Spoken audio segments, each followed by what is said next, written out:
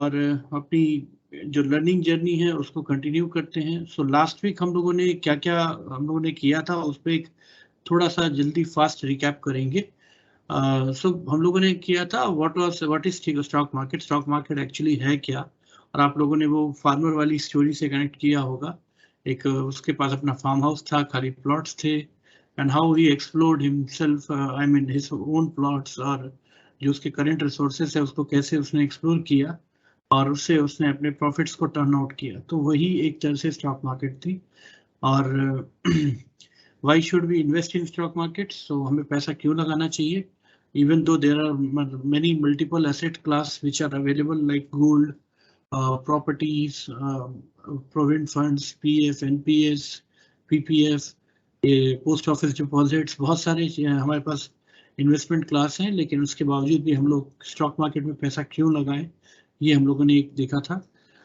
Return on capital employed क्या होता है, ठीक है, और आरओसी। सो ये हम लोगों ने एक इस पे फोकस किया था and understanding profit and sales growth. So profit growth company की और सेल्स ग्रोथ कंपनी की क्यों मायने रखती है और उसका फ्यूचर रेप्लिकेशन कैसे हो सकता है हम लोगों के स्टॉक प्राइसेस पे, हमने इसके ऊपर भी एक डिटेल स्टडी की थी। तो ये एक रिकैप था हमारे लास्ट वीक के वीडियो का। सो अगर आप ध्यान से देखेंगे तो हम लोगों ने लास्ट वीक ये आरओसी या आरओई, बिजनेस ग्रोथ और साथ ही साथ में प्रॉफिट ग्रोथ, ये तीन चीजों को हम लोगों ने कवर किया था लास्ट वीक। हम लोग आज जो फोकस करेंगे, कोई कुछ बोल रहा है?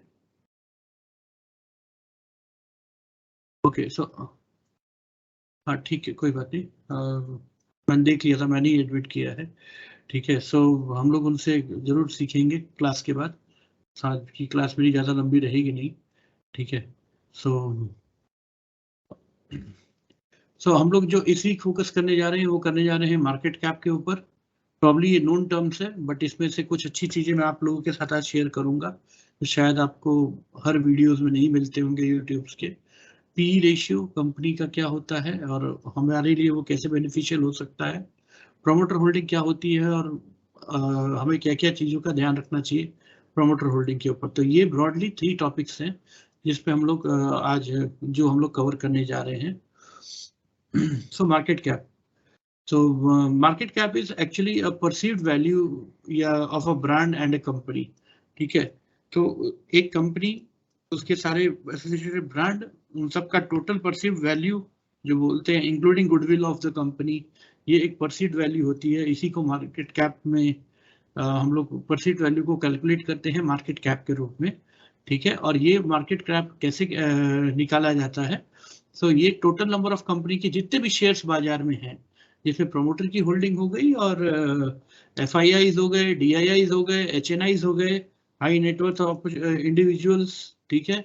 और उसके अलावा जो हमारे जैसे आम रिटेलर्स हैं, ठीक है। तो हम लोगों की टोटल नंबर ऑफ शेयर्स, ठीक है, इनटू कंपनी की करंट मार्केट प्राइस, ठीक है, मल्टीप्लाई करेंगे। अगर हम ये करते हैं तो हमारी कंपनी की टोटल मार्केट कैप निकल के आती है, ठीक है।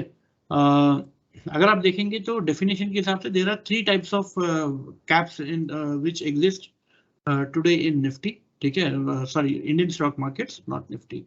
तो एक होता है लार्ज कैप, एक होता है मिड कैप और एक होता है स्मॉल कैप।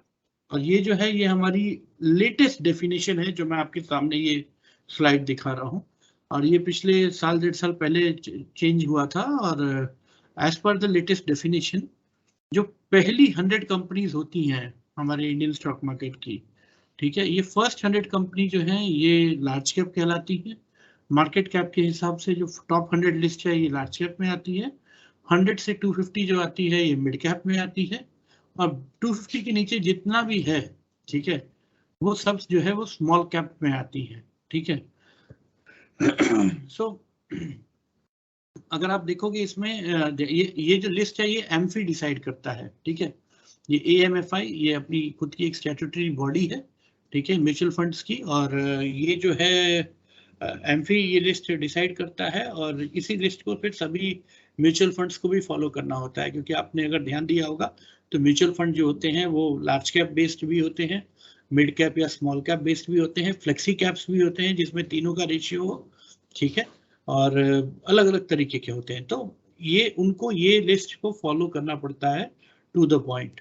सो ये एम्फी ये लिस्ट डिसाइड करती है, ये उनकी लेटेस्ट डेफिनेशन है ऑल कैप्स की अभी तक की। इंडिया का अगर आप देखोगे जो लार्ज कैप है, ठीक है, ये लार्ज कैप जो है 70 to 75% बिजनेस को कंट्रीब्यूट करता है। इंडिया की पूरी इकोनॉमी को ये लार्ज कैप 70 से 75% तक ड्राइव करता है। रेस्ट ऑफ द 25% जो इकोनॉमी है वो मिड और स्मॉल दोनों मिला के ड्राइव करते हैं। यानी कि 6000 कंपनियां हैं, उसमें से जो टॉप 100 कंपनी है वो इंडिया की 70 to 75% इकोनॉमी ड्राइव कर रही है। तो जब हम लोग बोलते हैं ना कि इकोनॉमी आगे आने वाले 5 सालों में 2.5 ट्रिलियन से 5 ट्रिलियन की हो जाएगी, या 10 सालों में 5 का 10 हो जाएगा, 10 ट्रिलियन की इकोनॉमी हो जाएगी, तो ये जो मैक्सिमम शेयर है ये इसी लार्ज कैप को जाने वाला है। इसीलिए मैं लार्ज कैप के पीछा कभी मैं इसका छोड़ता नहीं, एक सेफ बेट है, हमारे पोर्टफोलियो में रहता है, तो एटलीस्ट एक पैसा हमारा सेफ साइड में फिक्स काइंड ऑफ रिटर्न के रूप में बनता रहेगा। और ये ऑलरेडी अपने आप को, ये वो कंपनीज हैं जो प्रूव कर चुकी हैं मार्केट में, सारे कंपटीशन से लड़ झगड़ के अपने ब्रांड को एस्टैब्लिश करके बहुत ऊपर बढ़ी हैं। और छोटी मछलियों को, जैसे हमने सुना है कि बड़ी मछलियां ही अक्सर खा जाती हैं, तो कोई अगर कंपनी एमर्ज हो भी रही होती है तो या तो ये उनको खा जाती है, यानी उनको टेक ओवर कर लेती है, या फिर उनसे छोटी मछलियां इनके सामने कॉम्पीट नहीं कर सकती। ठीक है, क्योंकि जिस मास स्केल में इनका प्रोडक्शन होता है, इनकी कॉस्ट ऑफ गुड्स सोल्ड जो होती है वो बहुत कम होती है। जो खर्चा होता है सामान बनाने का वो बहुत कम होता है लार्ज कैप कंपनियों का, क्योंकि मास प्रोडक्शन होता है, बल्क एक्विजिशन होता है रॉ मटेरियल का, और वो जो है स्मॉल कैप प्लेयर्स को या मिड कैप प्लेयर्स को मैच करना बहुत मुश्किल हो जाता है। ठीक है, तो ये लार्ज कैप कंपनीज वो कंपनीज हैं जो अपने आप को एक तरह से एस्टैब्लिश कर चुकी हैं आने वाले समय में। तो ये डेफिनेशन थी कैप की अभी तक जो देखा जाए। नाउ एक इंटरेस्टिंग क्वेश्चन, ये जस्ट मैं अभी बना ही रहा था और इसी बीच में आप लोगों के सामने ये आ गया। ठीक है, सो अगर आप इसको ध्यान से देखेंगे, ठीक है, सो इस स्लाइड को, so total market cap price versus market cap का ये कंपैरिजन किया हुआ है आईटीसी और एमआरएफ का मैंने। ठीक है, सो अगर आप ध्यान से देखोगे तो अगर मैं एक सवाल आप लोगों से पूछूं, और यहाँ पे मैं चाहूंगा कि आप लोग अनम्यूट होकर जवाब दें, ठीक है, कि महंगा शेयर कौन सा है, आईटीसी या एमआरएफ?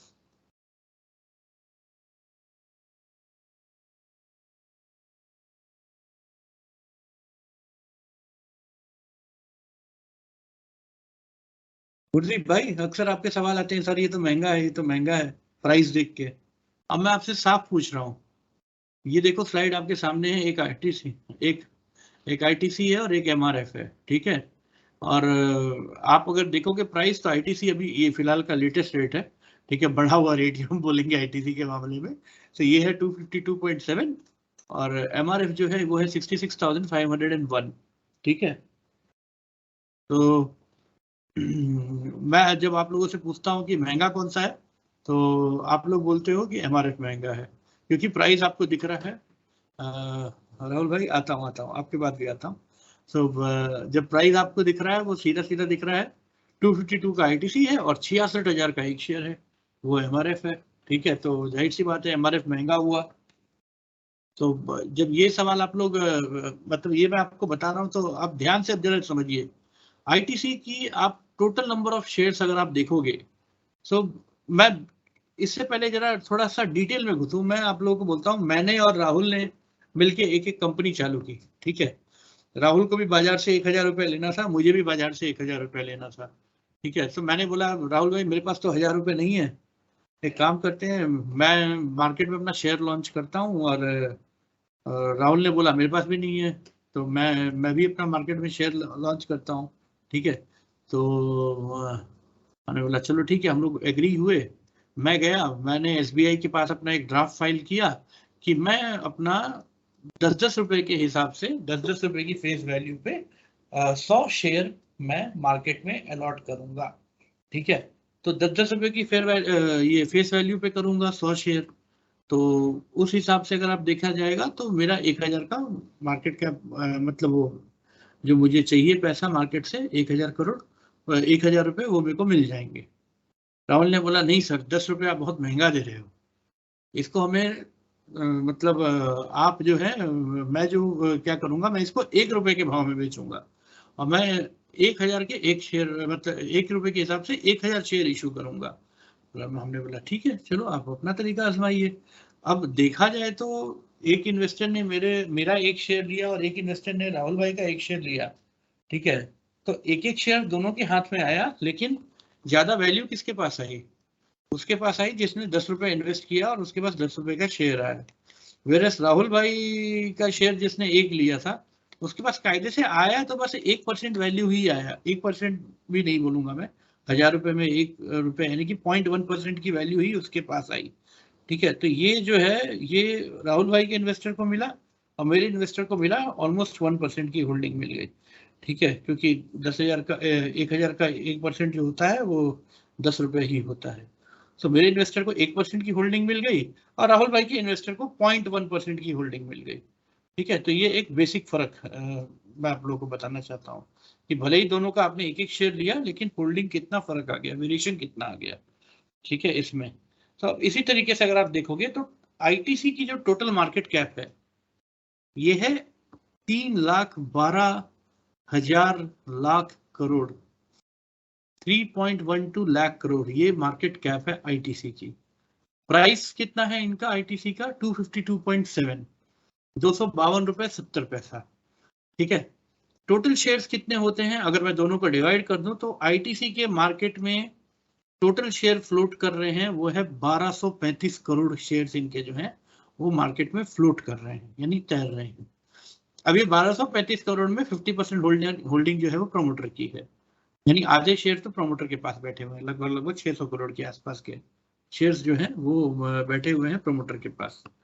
बाकी 600 में से कुछ एफआईआईस के पास होंगे, कुछ म्यूचुअल फंड हाउसेस के पास होंगे, कुछ हमारे हाई नेटवर्थ इंडिविजुअल्स के पास होंगे और बाकी कुछ हम जैसे और आप जैसे निवेशकों के पास होंगे, छोटे छोटे रिटेल निवेशक जो कि करोड़ों की संख्या में, ठीक है। ये 1235 करोड़ शेयर्स इन टुकड़ों में बटे हुए हैं। वही अगर आप देखोगे एमआरएफ का, तो एमआरएफ की टोटल मार्केट कैप जो है वो है 28,000 करोड़ रुपए, यानी कि एमआरएफ का 11 गुना जो है साइज कंपनी का वो है आईटीसी। एमआरएफ जैसी जैसी 11 कंपनियां आईटीसी के उसमें शामिल हो जाएंगी मार्केट कैप के मुकाबले। प्राइस जो है एमआरएफ की वो कितनी है? लगभग लगभग 66,000 रुपए, ठीक है, 66,500।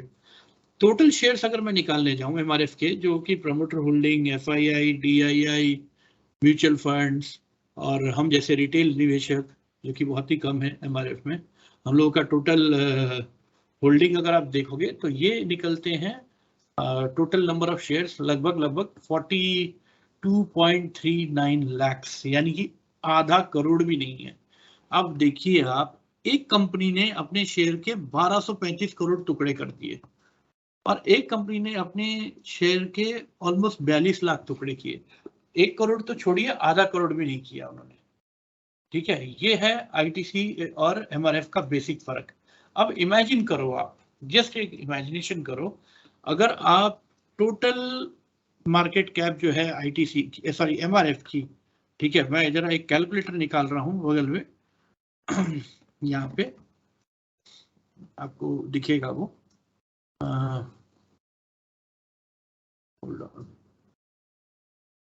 यस, तो कैलकुलेटर आप देखिए, ठीक है। यहाँ पे आप 3-4 कैलकुलेटर खुल गए, ठीक है।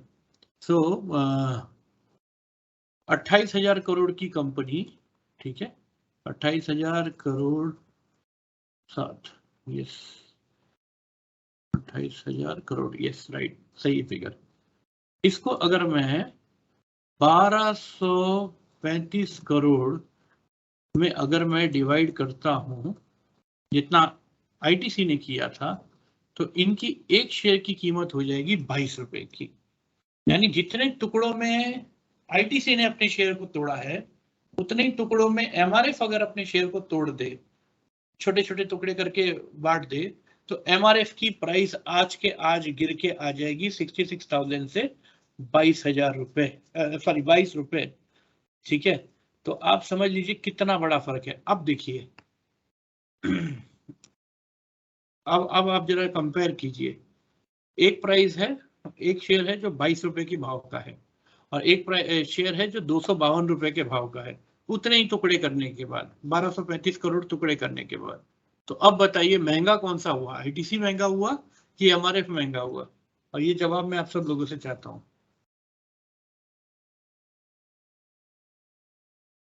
आपको समझ में आ रहा है मैं क्या बोल रहा हूँ यहाँ पे? और यहाँ ओपन सेशन है, प्लीज आप लोग प्लीज अनम्यूट करके आप खुल के बोल सकते हैं। तो मैं दोबारा अपनी स्क्रीन आपको शो कर रहा हूँ। आईटीसी महंगा है, ओके होल्ड ऑन, एक सेकंड होल्ड कीजिएगा। ये बहुत सारे कैलकुलेटर खुल गए थे, हाँ क्लोज किया। सो ये देखिए आईटीसी का जो मार्केट कैप था उसको मैंने उसके प्राइस पे तोड़ा तो 1235 करोड़ टुकड़े हो गए, ठीक है। वेरएस एमआरएफ के मार्केट कैप को मैंने उसके प्राइस पे तोड़ा तो 42 लाख टुकड़े हुए, ठीक है। अब आप समझिए, अगर मैंने इतने ही टुकड़े मैंने एमआरएफ के शेयर के किए होते, 1235 करोड़ टुकड़े मैंने एमआरएफ के शेयर के किए होते तो एमआरएफ की कीमत होती 22 रुपए। अब वही टुकड़े मैंने आईटीसी के शेयर में किए तो आईटीसी का शेयर है 252 रुपए का, 252 रुपीज का, ठीक है। तो जाहिर सी बात है 252 22 से तो महंगा ही है, यानी आईटीसी का शेयर रियल टर्म्स में, वैल्यू टर्म्स में एमआरएफ से महंगा है। सो गुरदीप जी अनम्यूट कर सकते हो तो करिए, आपने मेरे से कई बार इस पे सवाल पूछा कि सर ये महंगा है, ये महंगा है, ये महंगा है, ठीक है। अब आपको समझ में आया कि महंगा कैसे एक्चुअली में पता चलता है? अभी समझा, ठीक है। अब मैं इसका थोड़ा सा एक रिवर्स कैलकुलेशन आपको दिखाता हूँ, वो भी बहुत इंटरेस्टिंग होगा। आईटीसी एमआरएफ के 42 लाख शेयर हैं, ठीक है। अगर मैं आईटीसी के 3,12,000 करोड़ की वैल्यू को 42 लाख शेयर में तोड़ता हूं तो आईटीसी की वैल्यू आज कितनी निकल जाएगी? थोड़ा रिवर्स भी कैलकुलेशन करके देखते हैं तो भी उसमें पता चल जाएगा, ठीक है। सो यहाँ पे आप देखोगे तो 3.12 लाख, तो 3,12,000, 1 2 3 4 5 6 7, हाँ 3,12,007, ठीक है, करोड़ डिवाइडेड बाई कितने के शेयर है? 42 लाख शेयर है, 42, 1 2 3 4 5, तो ये निकल जाएगी आईटीसी की एक शेयर की वैल्यू। यानी जितने शेयर एमआरएफ ने बांटे हैं मार्केट में, केवल उतने ही शेयर आईटीसी में बांटा होता तो आईटीसी की एक शेयर की वैल्यू होती 7.5 लाख रुपए के आसपास, टू बी प्रिसाइज 7,42,000 के आसपास। अब बताइए महंगा कौन सा है? आईटीसी ऑब्वियसली महंगा है, राइट, आईटीसी ऑब्वियसली महंगा है। तो आपको ये कैलकुलेशन समझ में आया जो मैं आप लोगों से शेयर कर रहा हूँ यहाँ पे? हाँ, तो हमेशा प्राइस मत देखा करो, प्राइस जो होता है वो एक परसीव्ड वैल्यू होती है, वो शेयर होल्डर को लुभाने के लिए या अपने शेयर में विचलन पैदा करने के लिए शेयर्स के उतने टुकड़े किए जाते हैं। अब एमआरएफ के आप 100 शेयर खरीद के जेब में नहीं रख सकते, आईटीसी के बड़े आराम से रख सकते हो, ठीक है। तो वो विचलन पैदा करने के लिए, बाइंग सेलिंग लाने के लिए, वॉलेटिलिटी लाने के लिए कंपनीज उनको स्प्लिट करती है, उनका बोनस करती है। और स्प्लिट और बोनस में तो हमारे सत्येंद्र भाई माहिर हैं ही, क्यों सत्येंद्र भाई? वही तो ये एनालाइज करते रहते हैं दिन भर, लेकिन ये थोड़ा सा इम्पोर्टेंट ज्ञान था, सोचा आप लोगों से जरूर मैं शेयर करूं इसके बारे में, ठीक है। तो यहाँ तक सब लोग क्लियर है तो हम आगे बढ़ सकते हैं इस पे।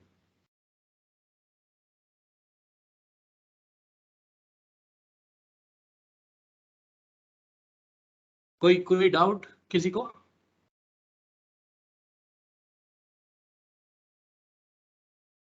अरे अनम्यूट करके बोल दो ताकि मैं आगे बढ़ जाऊं। चलो ठीक है, ठीक है, लेट्स मूव फॉरवर्ड। सो अब आ जाते हैं पी रेशियो, जो हमारा सेकंड टॉपिक था इस आज के दिन का, ठीक है। और अगेन मैंने आईटीसी पकड़ा है, ठीक है। बड़ा प्यार हो गया हम लोग को आजकल गोल्ड फ्लेक्स से, क्या करें, ठीक है। हालांकि हम लोग पीते नहीं, हम लोग तो बस इन्वेस्ट करते हैं इसमें, ठीक है। तो व्हाट इज पी रेशियो? तो पी रेशियो अगर आप देखोगे ये कंपनी की फ्यूचर वैल्यूएशन को जस्टिफाई करता है, सिंपल टर्म्स बता रहा हूँ। तो अगर आप देखोगे किसी भी कंपनी का शेयर प्राइस लाइव लोगे और उसको कंपनी की टीटीएम यानी कि actual live earning per share से आप डिवाइड कर दोगे ईपीएस से, ठीक है। Earning per share. सो इससे अगर आप डिवाइड कर दोगे तो ये आपकी कंपनी का पी रेशियो इंडिकेट करता है। तो अगर एग्जांपल के मैंने लिया है आईटीसी का करंट प्राइस है 253, ईपीएस यानी कि हर शेयर के पीछे, हर शेयर होल्डर के एक शेयर के पीछे आईटीसी कमा रही है 12 रुपए का प्रॉफिट। ठीक है, तो that is earning per share. So 253 को, हाँ, ईपीएस कैसे निकालें? तो सिंपल है, ये सवाल किसका है? अतिकुर, ओके। सो अतिकुर जी, आपके पास 100 शेयर है, आपकी कंपनी ने कमाए 1000 रुपए प्रॉफिट, तो आपको पर शेयर के पीछे कितना प्रॉफिट हुआ? आपके पास 1000 रुपए हैं, 1000 रुपए का प्रॉफिट हुआ है आपकी कंपनी को, और आपकी कंपनी के बाजार में 100 शेयर घूम रहे हैं, जिसमें आधे आपके पास है, प्रमोटर हो, और बाकी मार्केट के पास है। तो टोटल 100 शेयर आपके मार्केट में अवेलेबल हैं। ठीक है, 100 शेयर की आपकी कंपनी है और आपकी कंपनी ने 1000 रुपए का प्रॉफिट कमाया, तो हर शेयर के पीछे कितना रुपए कमाया? राइट, तो अर्निंग पर शेयर कितना आया? 10 रुपए। आ गया ईपीएस आपका, यही हो गया ईपीएस आईटीसी का। 1234 करोड़ है, हर शेयर के पीछे 12 रुपए कमा रही है, 1234 करोड़ शेयर्स हैं उसके। ये तो कैलकुलेटेड है, प्रॉफिट दिखाती है कंपनी, कंपनी का प्रॉफिट आता है ना, प्रॉफिट को डिवाइड कर लो उनके नंबर ऑफ शेयर से। हाँ, नेट प्रॉफिट, नेट प्रॉफिट को, आईटीसी के नेट प्रॉफिट को आप उनके करंट टीटीएम ईपीएस से डिवाइड कर लो, ये करंट प्राइस से डिवाइड कर लो, नंबर ऑफ शेयर से डिवाइड कर लो, आपका ईपीएस निकल जाएगा। आपका वो 1000 वाला एग्जांपल इसमें भी चलेगा, दोनों डेटा अवेलेबल है, हर ऐप में अवेलेबल है। एप्स तो खैर आजकल ईपीएस बना बनाया दे देते हैं, बट आपको अगर खुद भी कैलकुलेट करना हो तो आप कर सकते हो। आप चाहो तो मैं लाइव भी दिखा सकता हूँ। चलो, आपने बोला लाइव दिखा दो तो लाइव दिखा देते हैं आपको। होल्ड ऑन, एक मिनट मैम, होल्ड कीजिएगा। हाँ बोलिए, किसी का एक डाउट है कोई?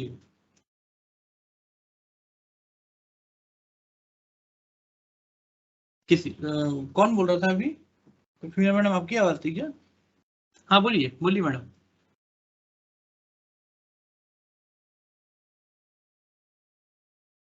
हम्म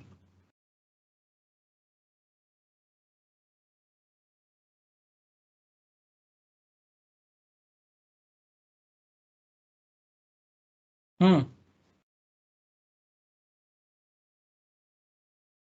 लाइव ईपीएस चेंज होता है, लाइव ईपीएस चेंज होता रहता है, as you rightly said, live अगर देखेंगे आप तो वो ईपीएस चेंज होता रहता है। yes. तो अतिकुर भाई, हम लोग आईटीसी की बात कर रहे थे, राइट?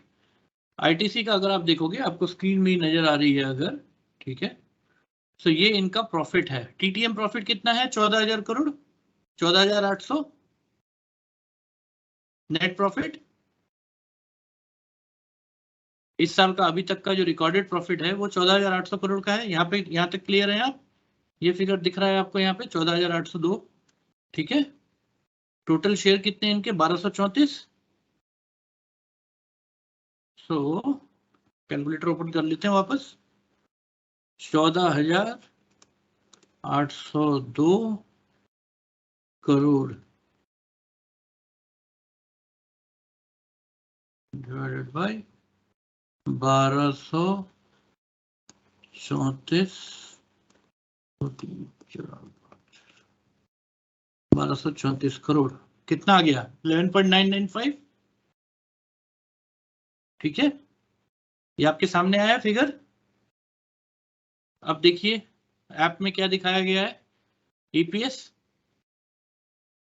सॉरी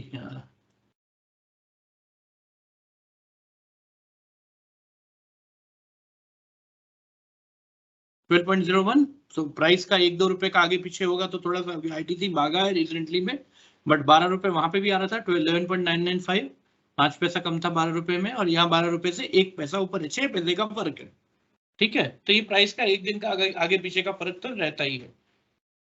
समझ रहे हो आप? निकल गया उसके आसपास का फिगर।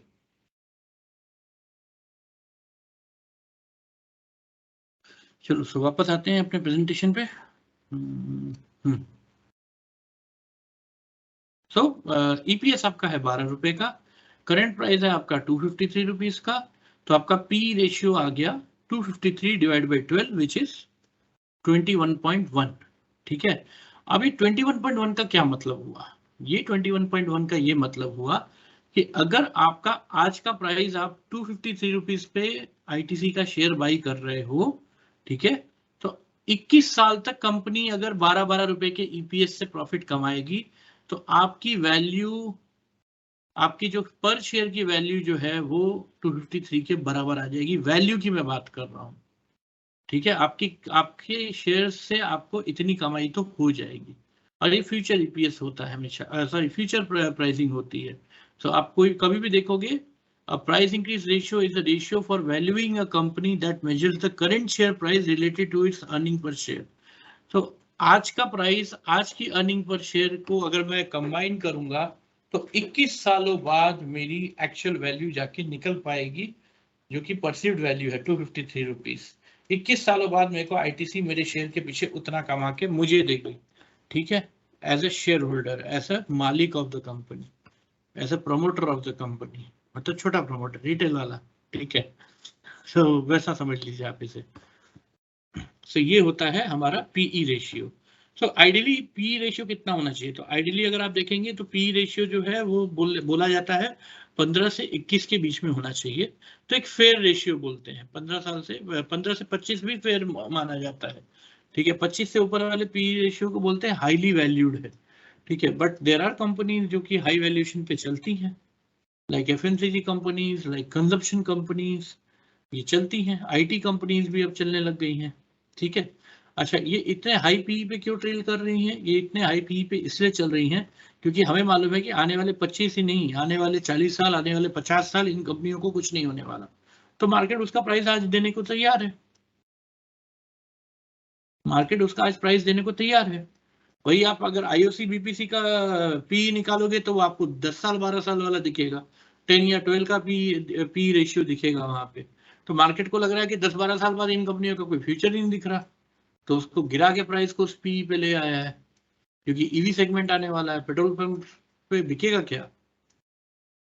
पेट्रोल तो बिकेगा ही नहीं, तो मार्केट कंफ्यूज है। समझ गए आप लोग? तो ये पी रेशियो जो है ये इसी हिसाब से, मतलब इस एंगल से अगर आप देखेंगे तो देखना बहुत जरूरी होता है। प्रोमोटर होल्डिंग, ये हमारा आज का लास्ट टॉपिक रहेगा। सो प्रोमोटर होल्डिंग क्या होती है?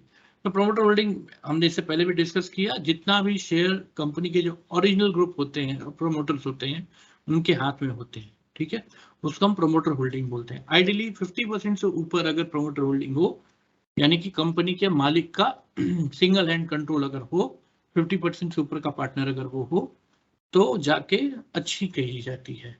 ये बैंक्स पे लागू नहीं होता है, क्योंकि आरबीआई का मैंडेट है, और आरबीआई के मैंडेट के हिसाब से किसी भी बैंक के प्रोमोटर को 15% या 20%, कुछ ऐसा उसका एक क्लॉज है, उसके ऊपर की प्रोमोटर होल्डिंग नहीं रख सकता वो।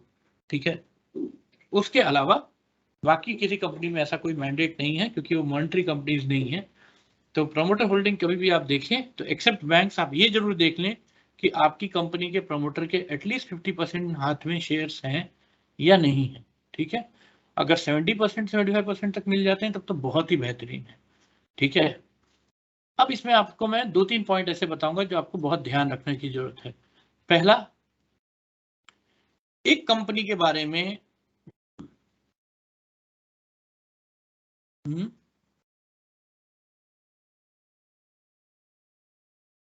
भाई ऐसा है कि लोगों का पैसा बैंक में जमा रहता है।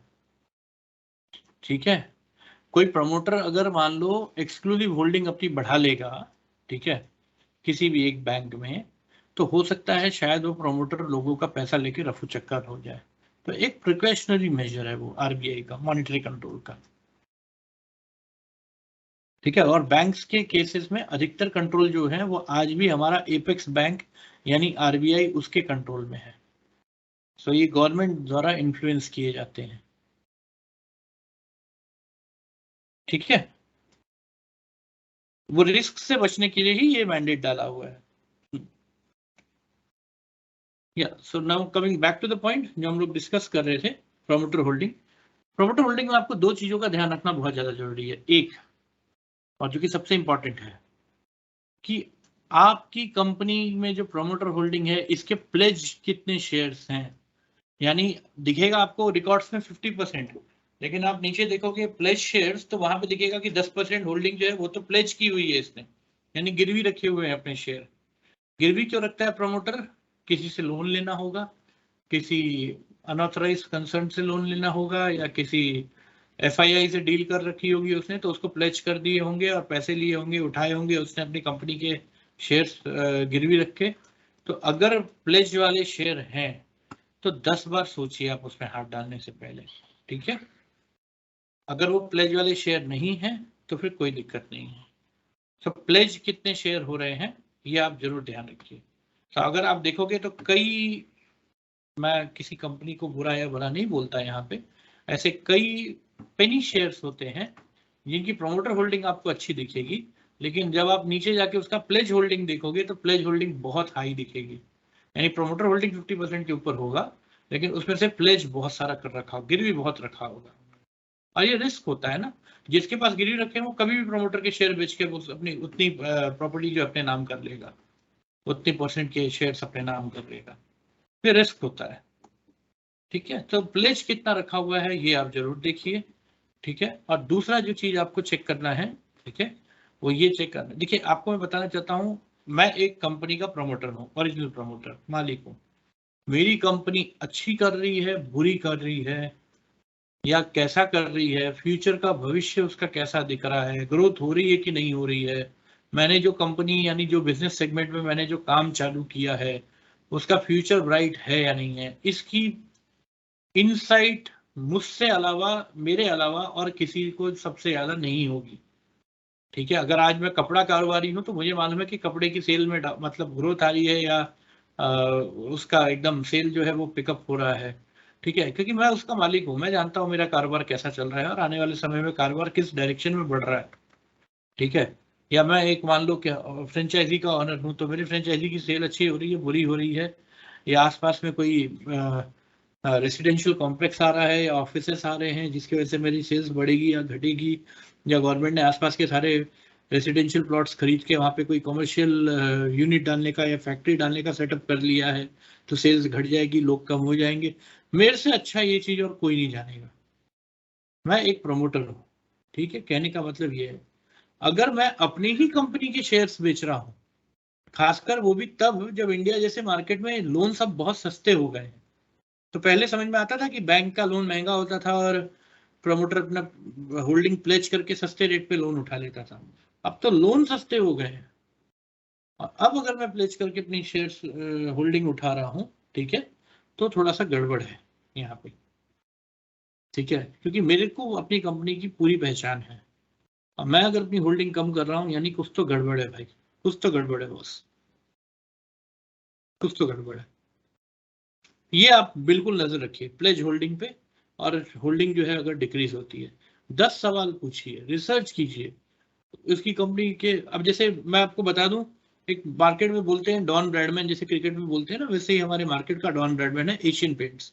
40 साल पहले लिस्ट हुआ था, आज तक दौड़ते जा रहा है, दौड़ते जा रहा है, दौड़ते जा रहा है, अपनी गति से कछुए की तरह दौड़ता जा रहा है। लेकिन एशियन पेंट्स की प्रोमोटर होल्डिंग देखोगे तो बहुत स्ट्रांग है, नीचे जाके जब देखोगे तो प्लेज होल्डिंग में 4% दिख जाएगा। ठीक है, तो प्लेज होल्डिंग क्यों है? मेरे पास तो रिसर्च है, लेकिन 4% उन्होंने प्लेज क्यों किया है? 4% किया है। उनकी अपनी होल्डिंग 70% के आसपास है, उसमें से 4% उन्होंने प्लेज किया हुआ है, लेकिन आज से नहीं है, सालों से प्लेज किया हुआ है वो उन्होंने। लेकिन वो प्लेज क्यों किया हुआ है? अब देखिए, हो सकता है 4% उन्होंने किसी ट्रस्ट को प्लेस कर दिया और डोनेशन के नाम पे, किसी अच्छे फर्म को, ट्रस्ट को। हो सकता है उन्होंने किसी फैमिली मेंबर में किसी को अडॉप्ट किया हो, उसके नाम पे उसको डाल दिया हो प्लेज करके। ठीक है, हो सकता है उन्होंने किसी अच्छे काम के लिए फंड को या कोई ट्रस्ट को चलाने के लिए उन्होंने डाल दिया हो, कुछ भी हो सकता है, तो उस पर रिसर्च कीजिए, ठीक है। सो ये आपको देखने की बहुत ज़्यादा जरूरत है। So now we are open to all questions, ठीक है। एंड मेरी तरफ से यही था जो हमने कवर किया। मैं अपना स्क्रीन शेयर क्लोज करूंगा एंड वीडियो कॉल्स पे सब आ जाएंगे, सो दैट कोई भी क्वेश्चन आंसर होगा तो हम लोग उसको प्लीज एक बार आपस में समझ ले, कोई डाउट है या कोई कंफ्यूजन है किसी को तो उस पर हम लोग जरा क्लियर हो ले एक बार।